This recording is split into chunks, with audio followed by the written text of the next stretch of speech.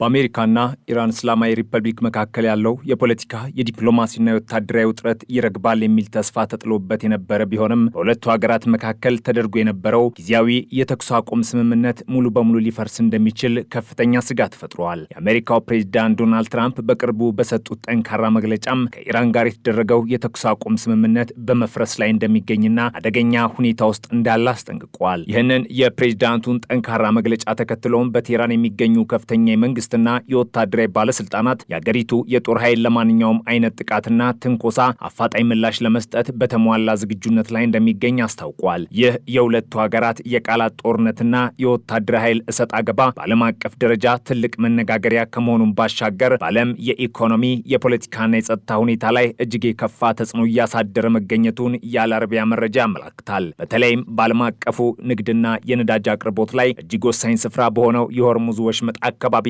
የተፈጠረው ከፍተኛ ውጥረት የዓለምን የነዳጅ ገበያ ክፉኛ እያናጋው ይገኛል። ኢራን አሜሪካ በሰላም እቅዷ ላይ ያቀረበችውን ትችትና ተቃውሞ አጥብቃ ያወገዘች ሲሆን፣ በሌላ በኩል ደግሞ የአሜሪካ መንግስት ኢራን በዚያ እጅግ ወሳኝ በሆነ የባህር ላይ የንግድና የትራንስፖርት መስመር ላይ የምታደርገውን ማንኛውም አይነት ጥቃት እንድታቆም የሚያስገድድ ጠንካራ የውሳኔ ሀሳብ በተባበሩት መንግስታት ድርጅት በኩል ለማሳለፍ ከፍተኛ የዲፕሎማሲ ጥረት እያደረገ ይገኛልም ተብሏል። የሁኔታ ተጨማሪና አዳዲስ የኢኮኖሚ ማዕቀቦችን ሊያስከትል ይችላል የሚል ከፍተኛ ፍርሃት የፈጠረ ሲሆን ወታደራዊ ግጭቱ ወደ ከፋ ደረጃ ሊሸጋገርና የዓለምን የኃይል አቅርቦት ለረጅም ጊዜ ሊያስተጓጉል የሚችል የተራዘመ የኢነርጂ ቀውስ ሊያስከትል እንደሚችል የዘርፉ ባለሙያዎች በከፍተኛ ሁኔታ ማስጠንቀቃቸውን ቴህራን ኒውስ በዘገባው አመላክቷል። በዲፕሎማሲው መስክም ከፍተኛ የቃላት ጦርነቶችና ውጥረቶች እየታዩ ነው። ኢራን በተባበሩት መንግስታት ድርጅት እየተዘጋጀ ያለውን የውሳኔ ሀሳብ አስመልክታ ጠንካራ ማስጠንቀቂያ ሰጥታለች። የቴህራን አስተዳደር እንዳስታወቀው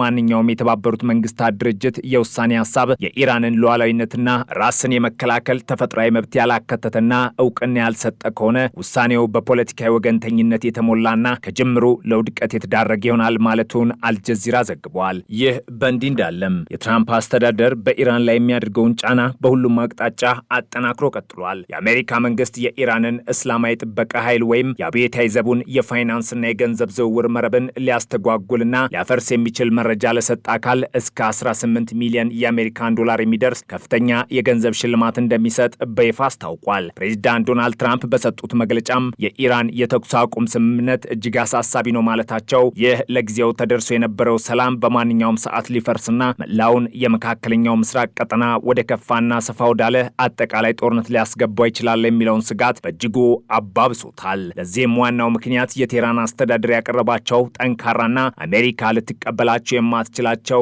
ቅድመ ሁኔታዎች ናቸው ስለመባሉም የሚወጡ መረጃዎች ያመላክታሉ።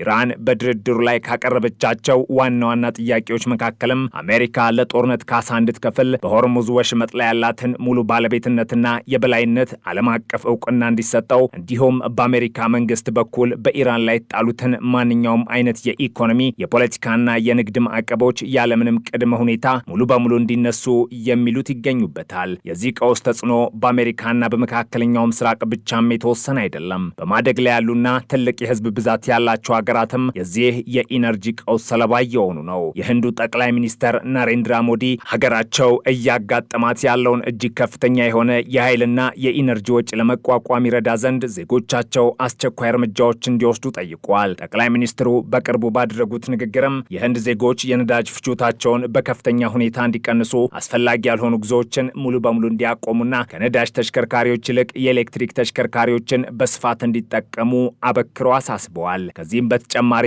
ጠቅላይ ሚኒስተር ናሬንድራ ሞዲ ሀገሪቱ እያጋጠማት ያለውን የውጭ ምንዛሪ እጥረትና በኢኮኖሚያ ላይ እያረፈ ያለውን ጫና ለመቀነስ ሲባል ህንዳውያን ወርቅ ከመግዛት እንዲቆጠሙ፣ በሚቻልበት ሁኔታ ሁሉ ስራቸውን ከቤታቸው ነው እንዲሰሩ፣ እንዲሁም የውጭ ሀገር ምርቶች ግዥን ወይም ማስመጭነትን እንዲቀንሱ አበረታተዋል። ይህ የህንድ መንግስት እርምጃ የአሜሪካና የኢራን ግጭት ከፖለቲካ አውድ ወጥቶ ዓለም አቀፋዊ የኢኮኖሚ ቀውስ እየፈጠረ መሆኑን የሚያሳይ ተደርጎም ተወስዷል።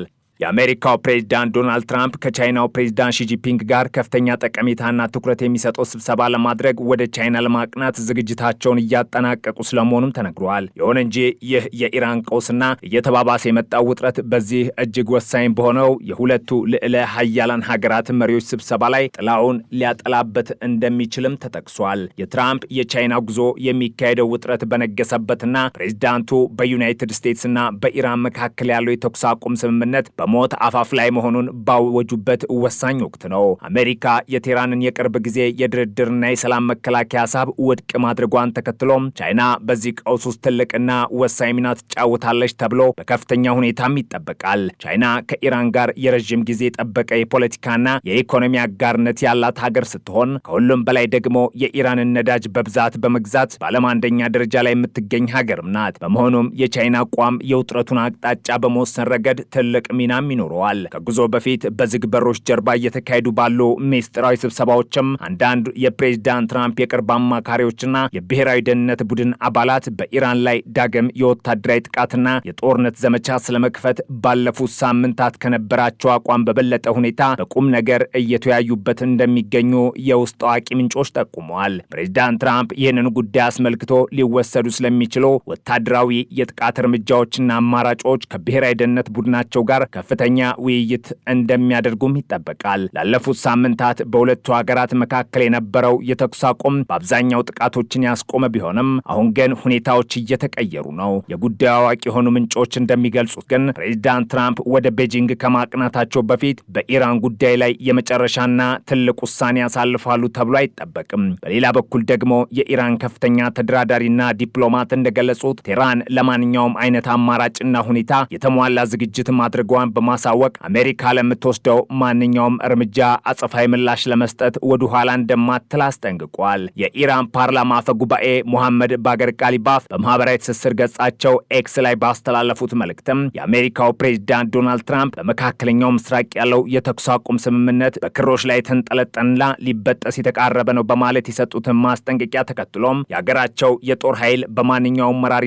ትንኮሳ አድራጊ ኃይል ላይ የማይረሳ ትምህርት ለመስጠት ሙሉ በሙሉ ዝግጁ መሆኑን አስታውቀዋል። አፈ ጉባኤው በመልእክታቸው የእኛ ጦር ኃይሎች ለማንኛውም አይነት ጥቃት ተገቢውን ምላሽ ለመስጠትና ትምህርት ለማስጠማር በተጠንቀቅ ይገኛሉም ብለዋል። በኢራን ላይ እየተደረገ ያለው ዓለም አቀፍ ጫና በአሜሪካ ብቻ የተወሰነም አይደለም። አውስትራሊያን በበኩሏ በኢራን መንግስት ላይ አዳዲስና ጠንካራ ማዕቀቦችን መጣሏን በይፋ አስታውቃለች። የአውስትራሊያ የውጭ ጉዳይ ሚኒስትር ፔኒ ዎንግ እንደገለጹት ይህ አዲሱ ማዕቀብ 7 የኢራን ግለሰቦችንና 4 የተለያዩ ተቋማትን ኢላማ ያደረገ ነው። ለዚህ ማዕቀብ መጣል እንደ ዋና ምክንያት ጠቀሰው ደግሞ የቴህራን አስተዳደር በራሱ ዜጎችና ህዝብ ላይ እያካሄደ ያለው ቀጣይነት ያለው ጭካኔ የተሞላበት ጭቆናና አፈና እንዲሁም በመላው ቀጠናው ላይ እያደረሰ ያለው የማተራመስና አለመረጋጋትን የመፍጠር ድርጊት መሆኑን ሚኒስትሩ አስረድተዋል። ሚኒስትር ፔኒ ዌንግ የኢራንን መንግስት ሰላማዊ ሰልፈኞችን በገፍ በማሰርና በማንገላታት እንዲሁም ጥቃቶችን በመፈጸም አጥብቀው ከሰዋል።